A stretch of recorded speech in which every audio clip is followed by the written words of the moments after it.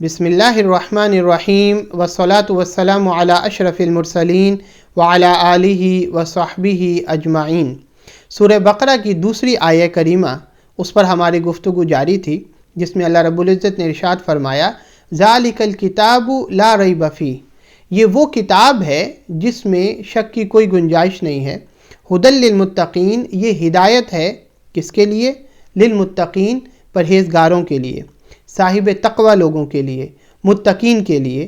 اس میں پیغام یہ ہے کہ اگر انسان اس قرآن سے کامل ہدایت چاہتا ہے تو اس کو صاحب تقوی ہونا چاہیے، اس کو متقین میں شمار ہونا چاہیے، اس کو پرہیزگاری اختیار کرنی چاہیے۔ اگرچہ سورہ بقرہ میں ہی اللہ پاک نے ارشاد فرمایا آگے ھدی للناس، یہ قرآن تمام لوگوں کے لیے ہدایت ہے، چاہے کوئی مسلمان ہو، چاہے کوئی مسلمان نہ ہو، چاہے کوئی گناہ گار ہو، یہ ہر شخص کے لیے ہدایت ہے۔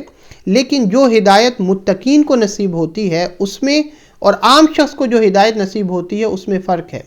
ہدایت کے دو معنی ہیں، ایک معنی ہے ہدایت کا کہ رہنمائی کر دینا، راستے کا بتا دینا، اور ایک ہدایت کا معنی ہوتا ہے ایصال الی المطلوب، کہ انسان کو پکڑ کر منزل مقصود تک پہنچا دینا۔ تو جو متقین کو ہدایت نصیب ہوتی ہے قرآن سے، اس کے ذریعے وہ منزل مقصود تک پہنچتے ہیں۔ قرآن ان کی منزل مقصود تک پہنچاتا ہے، اور عام جو شخص ہے قرآن اس کو راستہ دکھا دیتا ہے کہ یہ سیدھا راستہ ہے۔ اللہ پاک نے قرآن پاک میں خود ارشاد فرمایا واتقوا اللہ ویعلمکم اللہ، اگر تم تقوی اختیار کرو گے اللہ کا تو اللہ تمہیں خود سکھائے گا۔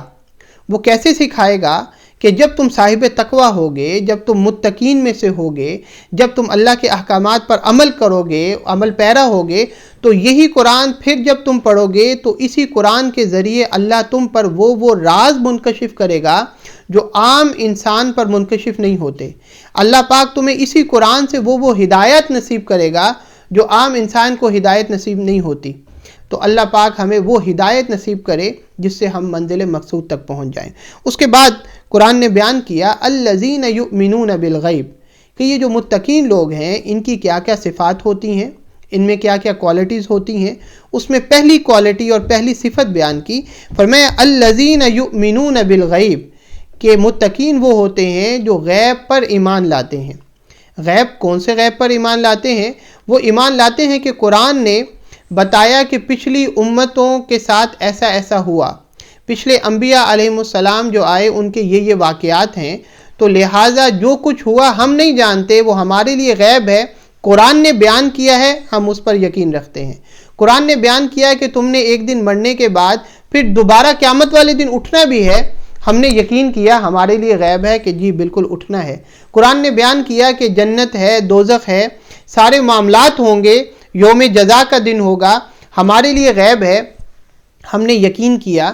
تو متقین کی پہلی صفت اللہ نے بیان کی کہ وہ آخرت پر یقین رکھتے ہیں، وہ پچھلے واقعات پر یقین رکھتے ہیں، جو کچھ غیب قرآن نے بیان کیا ہے اس غیب پر یقین رکھتے ہیں۔ آگے فرمایا وَيُقِيمُونَ الصَّلَاةَ، کہ ان کی دوسری صفت یہ ہوتی ہے کہ وہ نماز کو قائم کرتے ہیں۔ یہ نہیں فرمایا کہ یؤدون الصلاۃ، کہ وہ نماز کو پڑھتے ہیں یا نماز کو ادا کرتے ہیں جو ہم سب کرتے ہیں، لیکن نہیں، متقین جو ہیں وہ نماز کو پڑھتے ہی نہیں ہیں صرف، بلکہ نماز کو قائم کرتے ہیں۔ جو نماز کے لوازمات ہیں اس کو بھی سامنے رکھتے ہیں۔ جب نماز پڑھتے ہیں تو ان کو اس وقت اپنی دنیا کا خیال نہیں آتا۔ جب وہ نماز پڑھتے ہیں تو ان کا خشوع اور خضوع اللہ کے حضور اتنا ہوتا ہے کہ جو حضور نے فرمایا کہ جب تم عبادت کرو تو ایسے کرو ان تعبد اللہ کأنک تراہ فإن لم تکن تراہ فإنہ یراک، کہ تم جب اللہ کی عبادت کرو تو ایسے کرو گویا کہ تم خدا کو دیکھ رہے ہو، گویا کہ تم اللہ کو دیکھ رہے ہو، اور اگر یہ کیفیت نصیب نہ ہو تو کم از کم اتنا ہو کہ خدا تم کو دیکھ رہا ہے، اللہ تمہیں دیکھ رہا ہے۔ وہ اس کیفیت کے ساتھ نماز پڑھتے ہیں، وہ اس کیفیت کے ساتھ نماز قائم کرتے ہیں۔ لہٰذا اللہ پاک نے جو متقین ہیں ان کی صفت بیان کی کہ وہ صرف نماز پڑھتے نہیں بلکہ نماز کو قائم کرتے ہیں۔ ادھر ایک سوال پیدا ہو سکتا ہے کہ اللہ پاک نے ارکان اسلام میں سے صرف نماز کا ہی ادھر کیوں ذکر کیا؟ نہ اللہ پاک نے روزے کا ذکر کیا کہ وہ روزہ رکھتے ہیں، نہ اللہ پاک نے یہ ذکر کیا کہ وہ زکوٰۃ دیتے ہیں، اور نہ حج کا ذکر کیا۔ صرف نماز کو اس جگہ پر مینشن کرنے کی کیا حکمت تھی؟ اس میں حکمت یہ تھی کہ نماز ایسا رکن ہے کہ جو ہر شخص پر فرض ہے۔ یعنی کوئی فقیر ہے تو فقیر ہونے کی وجہ سے وہ صاحب نصاب نہیں ہے، تو زکوٰۃ کا فرض اس سے تو ساقط ہو گیا۔ تو اب یہ تو نہیں ہو سکتا کہ کوئی متقی ہو اور وہ فقیر بھی ہو، تو لہٰذا وہ زکوٰۃ تو اس نے زندگی میں کبھی نہیں دی تو اس کا متقین میں شمار نہ ہو، نہیں، زکوٰۃ جو ہے وہ تو اس سے ساقط ہو گئی وہ فرض، کیونکہ وہ فقیر ہے، وہ صاحب نصاب نہیں ہے، لیکن نماز اس پہ فرض رہتی ہے، اور وہ اگر نماز کو قائم کرے تو وہ متقین میں شمار ہو سکتا ہے۔ حج کا ذکر نہیں کیا کیونکہ حج جو ہے وہ صاحب استطاعت پر فرض ہے۔ تو ایک شخص جس کے پاس پیسے ہی نہیں ہے، یا اس کو زندگی میں کبھی ایسا موقع نہیں ملا کہ وہ صاحب استطاعت ہو، تو حج کا فرض اس سے ساقط ہو گیا۔ تو یہ نہیں ہو سکتا تھا کہ کوئی متقی ہو لیکن وہ زندگی میں حج نہ کر سکے اپنے مالی یا معاشی حالات کی وجہ سے، تو اس کا شمار متقین سے نکل جائے، نہیں، صرف نماز اگر وہ قائم کر لے تو اللہ پاک اس کو متقین کا درجہ عطا کر دے گا۔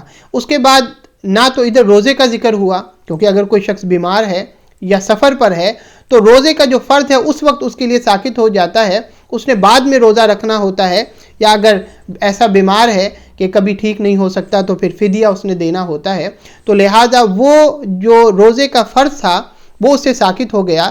لیکن اگر وہ صرف نماز قائم کر لے، جیسے نماز پڑھنے کا حق ہے جس کو ہم نماز کو قائم کرنا کہہ رہے ہیں، تو پھر وہ متقین میں شمار ہو سکتا ہے۔ تو اللہ پاک نے صرف متقین کی وہ صفت بیان کی، اور علماء بیان کرتے ہیں کہ اگرچہ ارکان اسلام 5 ہیں، اللہ اور اس کے رسول کی گواہی دینا، نماز، روزہ، حج، زکوٰۃ، لیکن جو مسلمان کا رکن ہے وہ ایک ہی رکن ہے، کیونکہ شہادت کے بعد، شہادت جب اس نے دی تو زندگی میں ایک بار شہادت دینا کافی ہے، وہ مسلمان ہو گیا، لیکن اس کے بعد نماز کے اندر اگر وہ اپنا وقت دے دیتا ہے اور نماز کو قائم کر لیتا ہے تو وہ اس کا ایک ہی رکن کافی ہے جو اس کو جنت میں لے کے جانے کے لیے کافی ہوگا۔ اس کی وجہ یہ ہے کہ روزہ جب انسان نے رکھنا ہوتا ہے تو روزہ ضروری نہیں ہے کہ اس پر، جیسے میں نے ذکر کیا، کہ فرض ہو، لیکن نماز کے اندر اس کا فیض اس کو مل جاتا ہے کہ روزے کے اندر اس نے فلاں وقت سے فلاں وقت تک کھانا نہیں ہوتا، تو اسی طرح وہ فیض نماز میں مل جاتا ہے کہ نماز شروع کرنے سے اختتام تک آپ کچھ کھا نہیں سکتے۔ اسی طرح زکوٰۃ جب انسان نے دینی ہوتی ہے تو وہ محنت کرتا ہے، وہ اپنا وقت دیتا ہے، کام کرتا ہے، اس سے پیسے کماتا ہے تو اس سے زکوٰۃ دیتا ہے۔ تو جو اس نے ٹائم کام کو دینا تھا اور کام کے بعد پیسے کمانے تھے اور کمانے کے بعد اس نے زکوٰۃ نکالنی تھی، تو وہی وقت جو کام کو دینا تھا اللہ نے کہا کہ وہ وقت تو نماز کو دے دے، تو وہ فیض جو تھا وہ بھی نماز کے اندر شامل ہو جائے گا۔ حج جو ہے، انسان حج کرتا ہے تو حج پہ جا کے وہ عبادات کرتا ہے، نماز پڑھتا ہے اور جا کے خانہ کعبہ کی طرف توجہ کرتا ہے اور اس کا طواف کرتا ہے۔ تو نماز کے اندر بھی ہم خانہ کعبہ کی طرف منہ کر کے نماز پڑھتے ہیں، اسی طرف توجہ کرتے ہیں۔ تو حج پہ جا کے ہمارا جسم حج کرتا ہے، لیکن اگر ہم نماز قائم کریں تو ہماری توجہ جب خانہ کعبہ کی طرف ہوتی ہے تو اس وقت ہمارا دل اس وقت حج کر رہا ہوتا ہے۔ اللہ پاک اس کو قبول فرماتا ہے اگر انسان خلوص کے ساتھ نماز کو قائم کرے۔ آگے اللہ پاک نے ارشاد فرمایا کہ ان کی تیسری صفت یہ ہوتی ہے وَمِمَّا رَزَقْنَاهُمْ يُنْفِقُونَ، کہ ہم نے جو ان کو دیا ہوتا ہے اس میں سے وہ خرچ کرتے ہیں۔ وہ زکوٰۃ کی صورت میں بھی خرچ کرتے ہیں، اور اگر وہ دیکھیں کہ زکوٰۃ دے چکے ہیں لیکن ان کے مالی وسائل اتنے ہیں کہ وہ کسی کی ہیلپ کر سکیں تو وہ فقراء کو، جو مساکین ہیں یا محتاج ہیں، ان کے لیے اپنے پیسوں میں سے خرچ کرتے ہیں جو ہم نے ان کو دیے ہوتے ہیں۔